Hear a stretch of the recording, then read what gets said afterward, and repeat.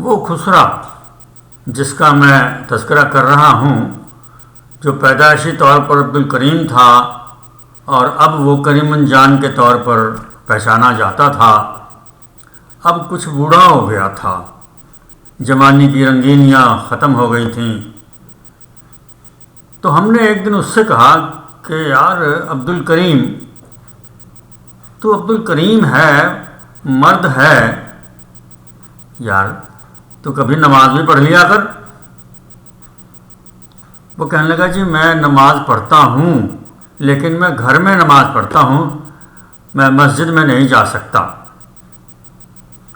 ہم نے اس سے کہا کہ بھائی عبدالکریم، بات یہ ہے کہ جب تو مرد ہے تو پھر عبدالکریم بن، اور جب تو عبدالکریم بنے گا تو تجھے مسجد میں جانے سے کوئی نہیں روکے گا۔ لیکن وہ اس بات پر تیار نہیں ہو رہا تھا کہ میں عبدالکریم بن کے مسجد میں چلا جاؤں نماز پڑھنے کے لیے۔ بہرحال یہ سلسلہ گفتگو اس کے ساتھ ہم وقتاً فوقتاً کرتے رہے۔ آخر ایک دن جب کہ جمعہ کا دن آ گیا تو ہم نے اس سے کہا، ہم کوئی 3 4 5 دوست تھے جو عاقل خان دودھ والے کی دکان پر بیٹھتے تھے، کہ بھائی عبدالکریم، ساری نمازیں تو ٹھیک ہے گھر میں پڑھ لے، لیکن جمعے کی نماز گھر میں نہیں ہوتی اگر تو عبدالکریم ہے تو۔ اس کے لیے تجھے مسجد میں جانا ضروری ہے، ورنہ وہ نماز پھر جمعہ نہیں ہوگی۔ وہ کچھ سوچ میں پڑ گیا، کہنے لگا یار جمعہ تو میرا بھی جی کرتا ہے کہ میں مسجد میں پڑھوں جا کے، لیکن شرم آتی ہے اور نہ ہی مجھے کوئی مسجد میں گھسنے دے گا۔ چنانچہ ہم نے اس کے لیے ایک پروگرام ترتیب دیا کہ اس سے کہیں گے کہ یہ قمیض شلوار پہنے، اور وہ جو دوپٹہ اوڑھتا ہے نا اس کی بجائے پگڑی باندھ لے اس دوپٹے کی، جس میں اس کے بال جو ہیں وہ چھپے رہیں۔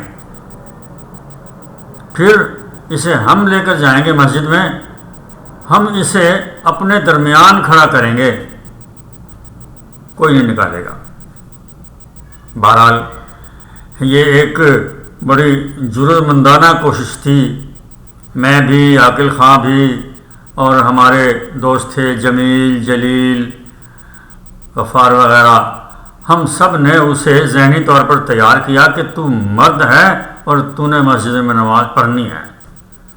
اور جمعہ کے دن اسے باقاعدہ وضو وغیرہ کرا کے ساتھ لے کر ہم مسجد میں گئے، اور ایک کونے میں ہم نے 4 5 نے ڈیرا لگایا اور اپنے درمیان اس کو بٹھا دیا۔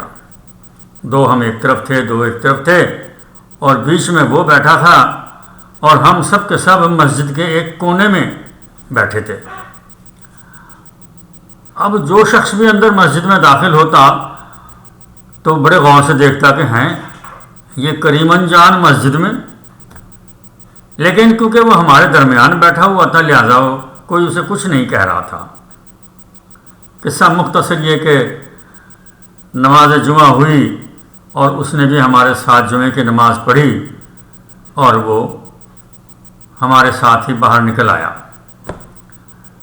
بعد میں باہر آ کر کچھ لوگوں نے پوچھا کہ بھائی یہ تم کریمن جان کو کہاں سے لے کر چلے گئے تھے مسجد میں؟ تو ہم سب نے بتایا کہ یار یہ کریمن جان نہیں ہے کمبخت، یہ تو عبدالکریم ہے۔ کیا عبدالکریم ہے بھائی؟ کہ ہاں، بلاؤ اس کو۔ بلایا گیا، بھائی کریمن جان، تو کریمن جان ہے یا عبدالکریم ہے؟ کہنے لگا جی سچی بات تو یہی ہے کہ میں عبدالکریم ہوں۔ اچھا تو عبدالکریم ہے، کریمن جان نہیں ہے؟ کہنے لگا نہیں جی میں تو عبدالکریم ہوں۔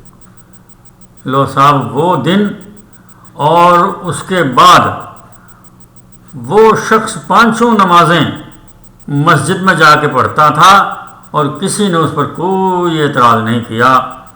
یہ میرا خیال یہ ہے کہ خسرو کی زندگی میں ایک نہایت ہی عجیب و غریب واقعہ تھا جو ہم نے وہاں مل کر کے پیش کر دیا۔